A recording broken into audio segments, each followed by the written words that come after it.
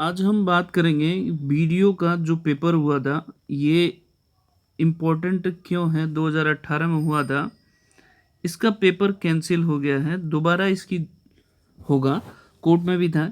ये पोस्ट कैसा है इसका सबसे पहले समझिए। 2200 पे स्केल है, तो आई थिंक सैलरी जो आपके इन हैंड आएगी वो 35,000 के आसपास आएगी आपके जेब में। पोस्टें काफ़ी अच्छी थी। तो आज इसका जो क्वेश्चन पेपर था उसको मैं आज पूरा आपको रिवीजन कराऊंगा। और रिवीजन कराने का दो मकसद है। पहली चीज़, इसका पेपर होने वाला है मई जून तक हो जाएगा। पोस्टें काफ़ी अच्छी थी, तो जो लोग कम मार्क्स से रह गए हैं, इसमें 3 पोर्शन पूछा जाता है। मैं आपको बता देता हूँ। हिंदी का 50 क्वेश्चन आता है, जनरल इंटेलिजेंट का आपका 50 क्वेश्चन आता है, और जीएस का हमारा 50 क्वेश्चन आता है। टोटल 150 क्वेश्चन आता है।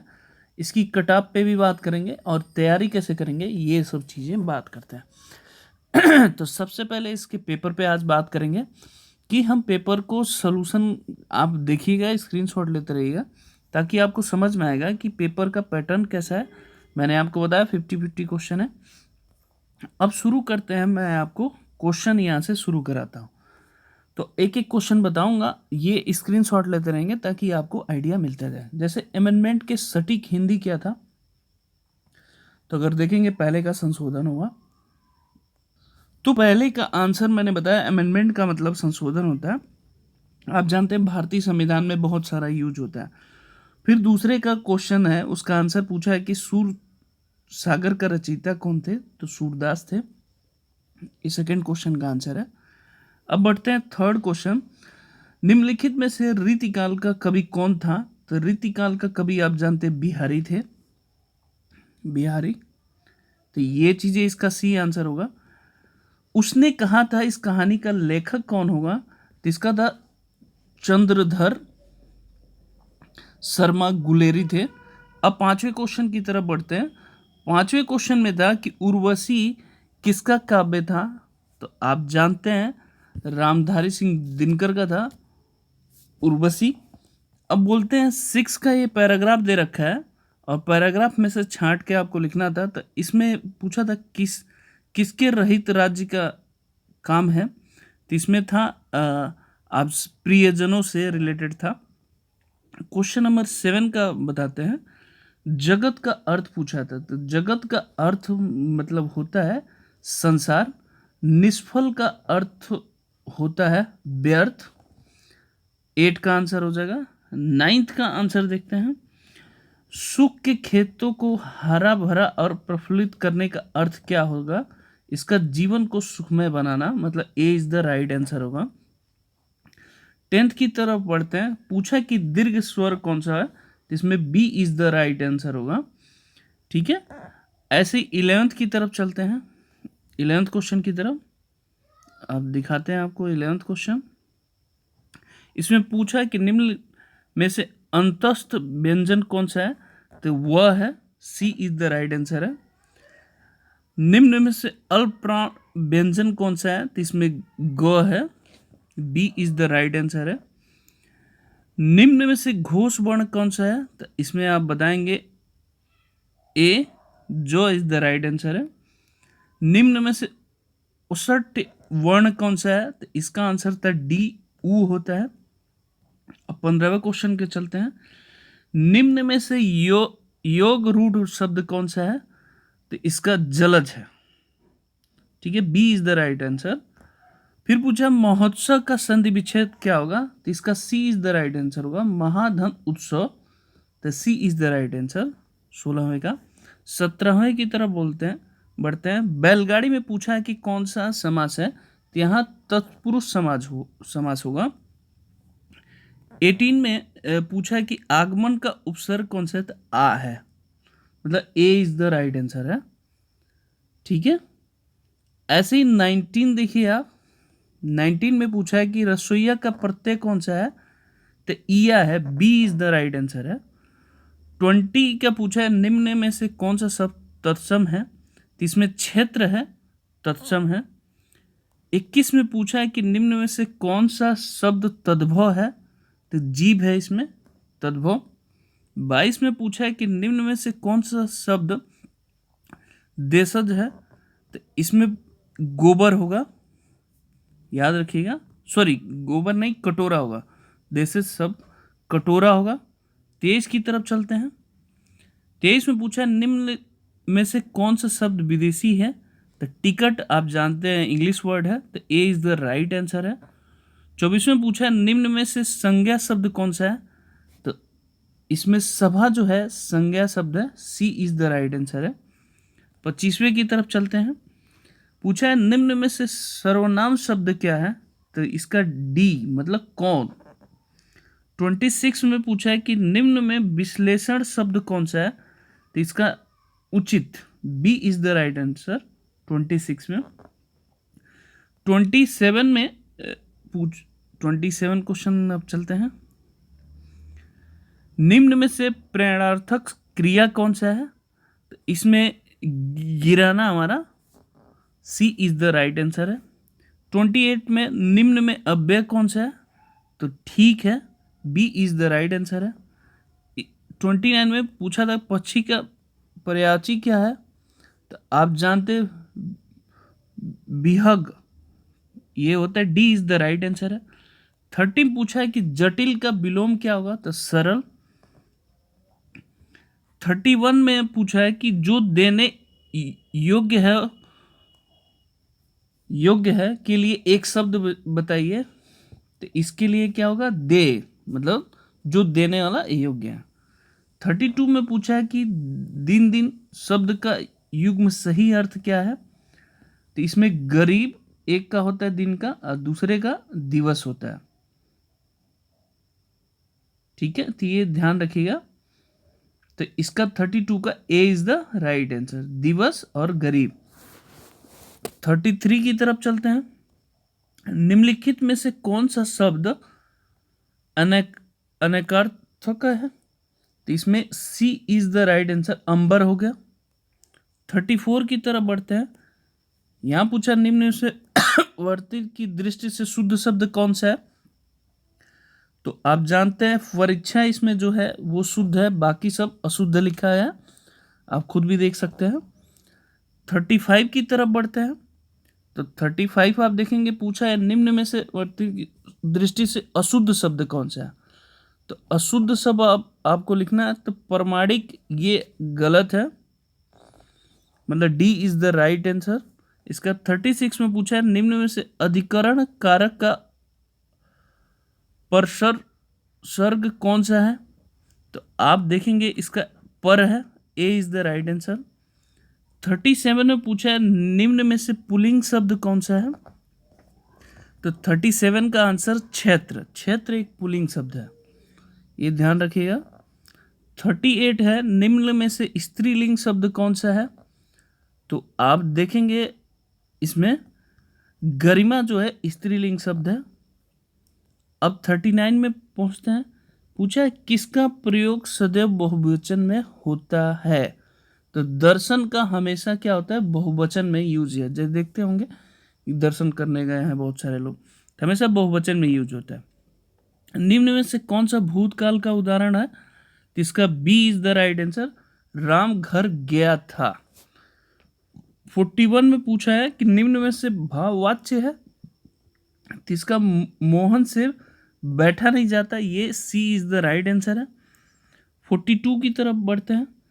पूछा है निम्न में से कौन सा वाक्य मिश्र वाक्य है, तो इसका डी होगा, जब सवेरा हुआ तब हम लोग बाहर गए, तो D is the right answer है। 43 देखते हैं। 43 में पूछा है कि मैंने विद्यालय जाना है, इस वाक्य का शुद्ध अंश क्या है, मैंने, मतलब ए इज द राइट आंसर। 44 में पूछा है प्रश्नवाचक, तो आप जानते हैं बी, तो बहुत कॉमन चीज है। आसमान फट जाना मतलब मुहावरा का अर्थ क्या होता है, अचानक आफत आ पड़ना, D is the right answer है। स्वावलंबी होने के लिए सही मुहावरा कौन सा है, तो 46 का सी होगा, पैरों पे खड़ा होना। 48 की तरफ बढ़ते हैं। बोए पेड़ तो बबूल के आम कहाँ से होए, इलोकत्ती का अर्थ है बहुत फेमस है, तो कर्म के अनुसार ही फल मिलता है। आप जानते हैं ए इज द राइट आंसर है। सॉरी, ए नहीं होगा, बोए बबूल, तो आम कहाँ से है? जैसा कर्म करोगे वैसा फल मिलेगा। Sorry, B is the right answer 47 में। लाभ ही लाभ का अर्थ क्या होगा? पांचों उंगलियों में घी कहते हैं। 49 की तरफ बढ़ते हैं। मूल पाठ का व्याख्या के साथ अनुवाद कहलाता है। आप जानते हैं व्याख्या अनुवाद कहलाता है। D is the right answer. Braj Hindi का किस उपभाषा के अंतर्गत है? तो इसका आंसर होगा पश्चिमी। तो ये रहा हिंदी का।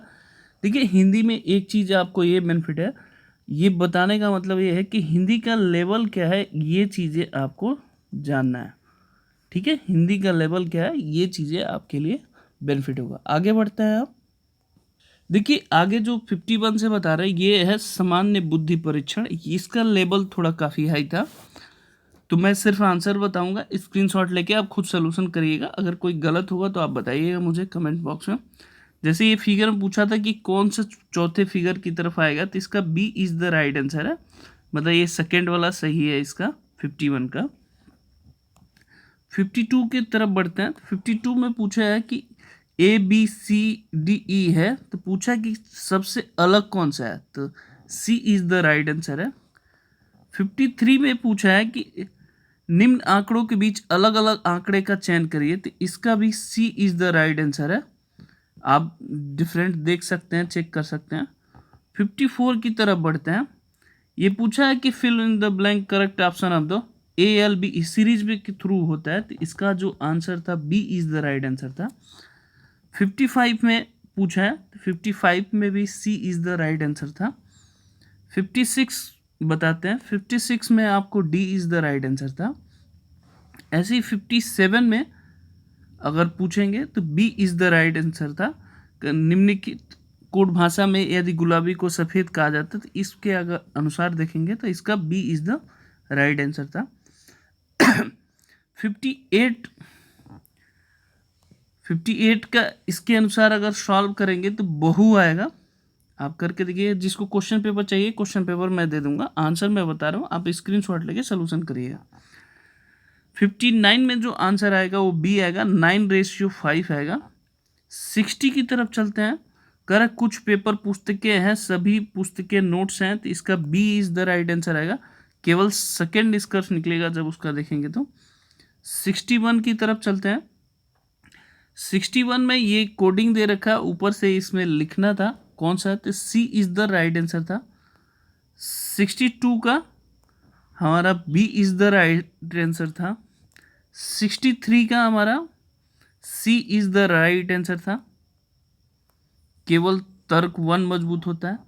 64 देखिए, ये क्वेश्चन थोड़े से बड़े हैं, तो इसमें 64 का हमारा D is the right answer था। उम्मीदवार को चयन नहीं किया जाना चाहिए। 64 का इसकी काफ़ी रीजनिंग थोड़ा सा काफ़ी हाई लेवल का था। 65 का डी आंसर था, 5 is the right answer. Sorry, 65 का 4 था, सी इज द राइट आंसर था। 66 की तरफ चलते हैं। ये टेबल के अनुसार आपको बताना था, तो इसमें B is the right answer था 2009 और 10 के बीच में। 67 आपको करना था। 67 का B is the right answer होगा 2553।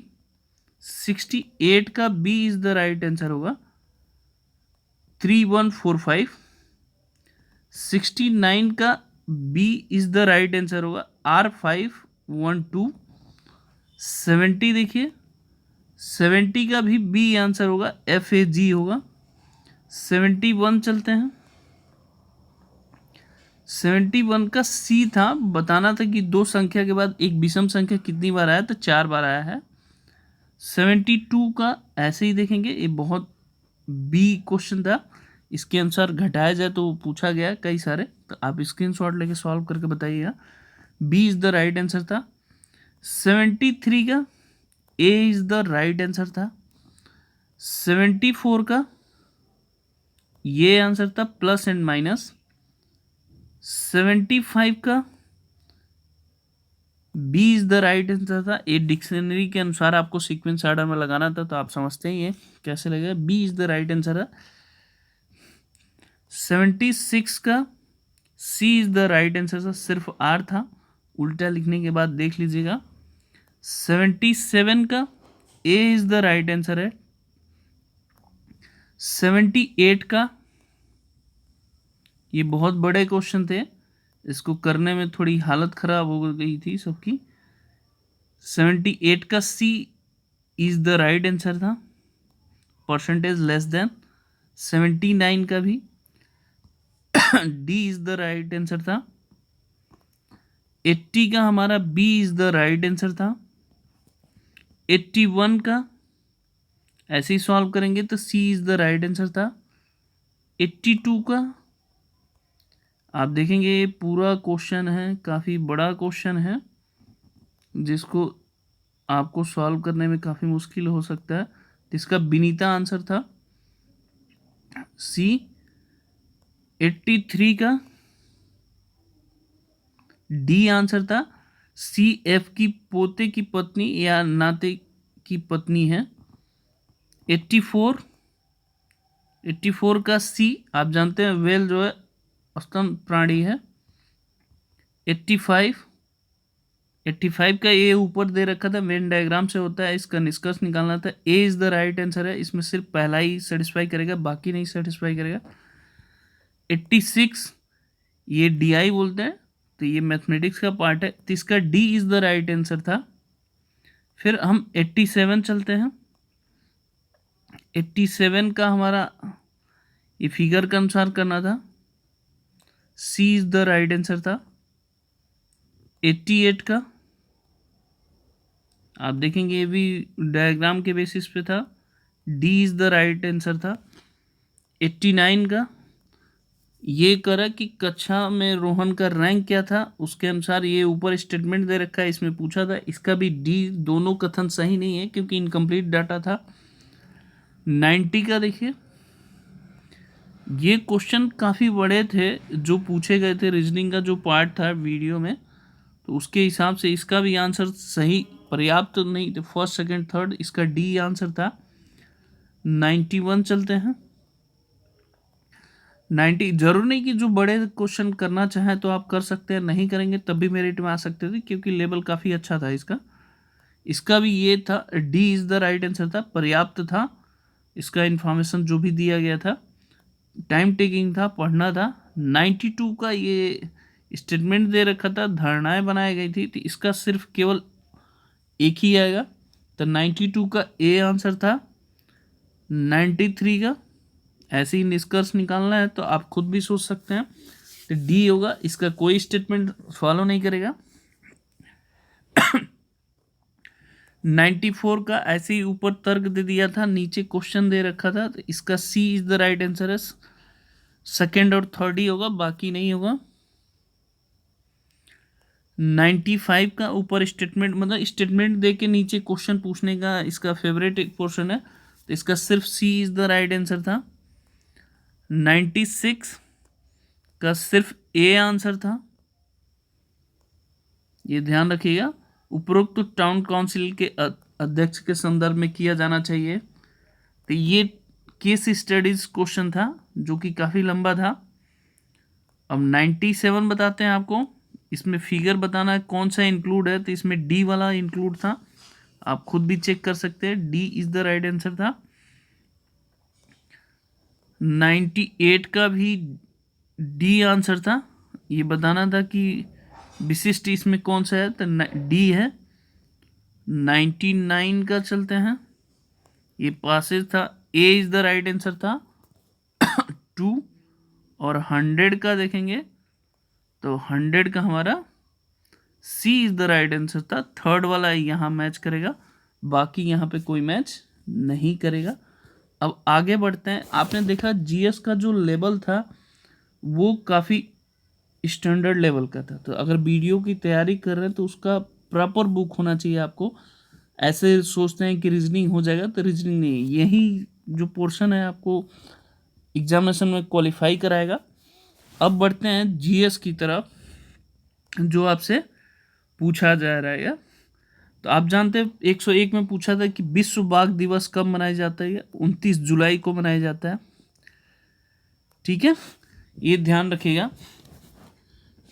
आगे पूछा था कि भारत में पहला, उस समय पूछा था कि भारत में पहला वैश्विक गतिशीलता शिखर सम्मेलन कहाँ? तो नई दिल्ली में हुआ था। ये समझिएगा। निम्नलिखित सरकारों में से किसने सूर्य शक्ति किसान योजना स्टार्ट की थी? तो गुजरात सरकार ने। हरियाणा सरकार द्वारा अपने पंचायतों को स्टार रैंकिंग देने के लिए शुरू की गई थी 7 सितारा ग्राम पंचायत इंद्रधनुष योजना कितने सामाजिक मानकों पर आधारित था? तो 7 ही था, ये ध्यान रखिएगा। फिर पूछा था कि तेलंगाना पुलिस ने राज्य के पूरे पुलिस विभाग में व्यावसायिक संचार एवं सहयोग की जरूरतों के समर्थन के लिए एक मोबाइल एप्लीकेशन लॉन्च किया था, तो उसका नाम था सीपीओ कनेक्टिंग। ये ध्यान रखिएगा, D is the right answer था इसका। 106 में पूछा है कि हाल ही में निम्नलिखित में से किसको त्रिपुरा का राज्यपाल घोषित किया? तो उस समय जब थे उनका नाम था क्वीन अननास, ये थे। नाबार्ड के विस्तृत रूप क्या है? आप जानते हैं कि National Bank for Agriculture and Rural Development, B is the right answer है नाबार्ड का, जैसा कि आप जानते भी हैं। फिर पूछा था कि निम्नलिखित देशों में से कौन सा दुनिया का सबसे बड़ा ट्रैक्टर बाजार है? तो वो भारत है, ये ध्यान रखिएगा, सबसे ज्यादा ट्रैक्टर होता है। नेक्स्ट पूछा था कि 27 और 29 दिसंबर में पूछा था कि Annapurna award of the food of India 13वें संस्करण कहाँ किया गया था? वो मुंबई में किया गया था उस समय। फिर पूछा था कि 2017 और 18 के निम्नलिखित में से कौन सा देश दुनिया का सबसे बड़ा दूध उत्पादन था? आप जानते हैं, इसका आंसर बताने की जरूरत नहीं पड़ेगा, भारत है हमारा, इंडिया इज द बेस्ट। 111 की तरफ चलते हैं। तो 111 में पूछा निम्नलिखित में से कौन सा प्राइमरी स्टोरेज कहा जाता है? आप जानते हैं, मेरे हिसाब से तो ये आपको बता ही देना चाहिए। तो इसका B the random access memory होता है। 102 में पूछा है निम्न में से कौन सा प्रोग्रामिंग सॉफ्टवेयर है? तो इसका कौन सा आंसर है? विजुअल बेसिक, एक कंप्यूटर का ये सॉफ्टवेयर प्रोग्रामिंग है। पहला है कंप्यूटर के संदर्भ में जिस तरीके से कोई विरोधी सिस्टम का प्रवेश कर सकता है उसी संभावित रूप में क्षति के कारण बन जाता है, उसे क्या बोलते हैं? तो ये ध्यान रखिएगा, पहला बोलते हैं हमला सतह, attack surface, A is the right answer था। ठीक है। सुरक्षा सेवाओं जैसे गोपनीयता, डेटा अखंडता, इकाई प्रमाणीकरण, डेटा मूल प्रमाणीकरण प्रदान करने के लिए, तो आप जानते हैं क्रिप्टोग्राफी का तकनीकी यूज किया जाता है, B is the right answer था। उत्तर प्रदेश में कृषि के लिए प्रयुक्त भूमि का प्रतिशत कितना है? तो आप जानते हैं 68.7, D is the right answer था। रामचरित मानस का कौन सा कांड अध्याय सबसे छोटा है? तो कनिष्क कंधा कांड, ये जो है ये सबसे छोटा है, B is the right answer. सबसे फिर अगला क्वेश्चन आ गया 117 का, पूछ रहा है कि आलू के उत्पादन में आप जानते हैं उत्तर प्रदेश का कौन सा स्थान है? पहला, उत्तर प्रदेश के लोग आलू बहुत खाते हैं। नेक्स्ट है उत्तर प्रदेश में किस जिले में किरोच्छा दरगाह शरीफ स्थित है? तो ये काफ़ी फेमस है, आप जानते हैं अंबेडकर नगर में, सी इज द राइट आंसर है। फिर पूछा था कि श्रीमती एंड राजम संबंध, ये वालियान से थे, B is the right answer, क्योंकि उस समय डेथ हुआ था इनका, तो इसीलिए पूछा था। इलाहाबाद में किस वर्ष अर्धकुंभ, तो ये योगी सरकार की काफ़ी इसमें इस चुनाव मुद्दे पर लड़े भी थे, ए इज द राइट आंसर, 2019 में था जो कि मनाया गया था। 21 में पूछा है निम्नलिखित में से किस अवसर पर सोहर लोकगीत का गायन किया जाता है? बच्चे के जन्म में, ये बहुत फेमस है। लठमार होली निम्नलिखित में से कहाँ प्रसिद्ध है? तो बरसाना होता है जहां से राधा जी थी। नेक्स्ट, मिट्टी की बारात नामक कविता संग्रह के लेखक कौन थे? इनका जो नाम है Shivmangal Singh Suman. B is the right answer था। अगला है, निम्नलिखित में से किस शहर में सेंट्रल फुटवियर ट्रेनिंग इंस्टीट्यूट स्थित किया गया है? तो ये आप जानते हैं, D is the right answer. बहुत योगी सरकार का नाम हुआ था इसमें। D is the right answer था, नोएडा में। ठीक है, आगे बढ़ते हैं। 2011 के जनगणना के अनुसार उत्तर प्रदेश में किस जिले में सर्वाधिक जनसंख्या है? तो हमारा प्रयागराज है, मतलब इलाहाबाद है। नेक्स्ट, चोल अभिलेखों के अनुसार जैन सभाओं को दान में दिए जाने वाले भूमि को क्या कहा जाता? आप साउथ की मूवी में देखेंगे तो बहुत सारे उसमें वर्ड बोला जाता है, पल्ली छंदम, ऐसे ही कुछ। सी इज द राइट आंसर है। फिर पूछा था, किस शासक ने भारत के तुगलक वंश की नींव रखी थी? गयासुद्दीन तुगलक था। B is the right answer था, आप जानते हैं। निम्नलिखित में से किस शासक की मृत्यु उसके पुस्तकालय की सीढ़ी से गिरकर हुई थी? तो ये हमारे हुमायूं साहब थे। हुमायूं था। विश्व प्रसिद्ध मोर सिंहासन का निर्माण उसकी लाल किले की स्थापना निम्न में से किस मुगल शासक के अनुसार? तो जानते हैं लाल किला बनाया किसने था? शाहजहां ने। तो शाहजहां ही होगा, अब बेसी बात है। ए इज द राइट आंसर। ठीक है, फिर पूछा है कि निम्नलिखित बोध गया एक महत्वपूर्ण बौद्ध तीर्थ केंद्र है क्योंकि? आप जानते हैं भगवान बुद्ध यहाँ ज्ञान प्राप्त किए थे। B is the right answer है। 31, महात्मा गांधी ने भारतीय राष्ट्रीय कांग्रेस में निम्नलिखित तो बेलगांव में हुए थे 1924 में। भारतीय स्वतंत्रता आंदोलन के दौरान 1932 में ग्रेट ब्रिटेन में किस प्रधानमंत्री के संप्रदाय पुरस्कार की घोषणा की थी? तो ये आप बताएंगे, D is the right answer था, जेम्स रामजे मैकडोनाल्ड। निम्न में से किस शहर में स्वतंत्रता से, ये तो बहुत बार पूछा है कि चंद्रशेखर आजाद ने ब्रिटिश पुलिस द्वारा घिरे जाने पर खुद को गोली मार ली थी? तो मुझे तो इसको लग रहा बताने की जरूरत नहीं पड़ेगा, प्रयागराज मतलब इलाहाबाद में।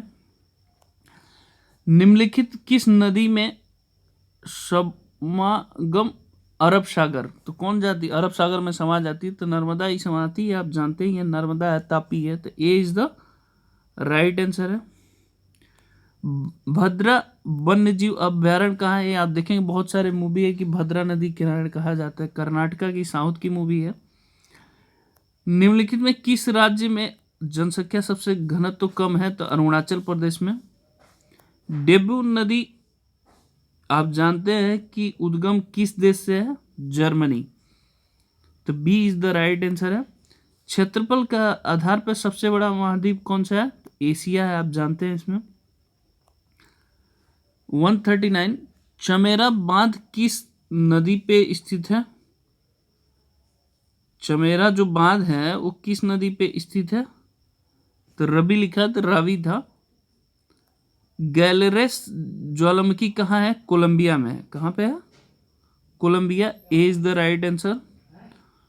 थोस से घर वाटरफॉल किस राज्य में स्थित है? तो ये महाराष्ट्र में स्थित है। आप जानते हैं पृथ्वी के उत्तरी गोलार्ध में रहने वाले कुल मानव आबादी के अनुमानित कितना? 90% है, क्योंकि आप जानते हैं ऊपर ही बसे, नीचे अंटार्कटिका है। तो 90% पॉपुलेशन है, इसमें बताने की जरूरत है नहीं। फिर पूछा है कि श्री रामनाथ कोविंद हमारे कौन से भारत के राष्ट्रपति कौन से नंबर पे है? 14वें पे है, इसमें कुछ बताने की जरूरत नहीं है।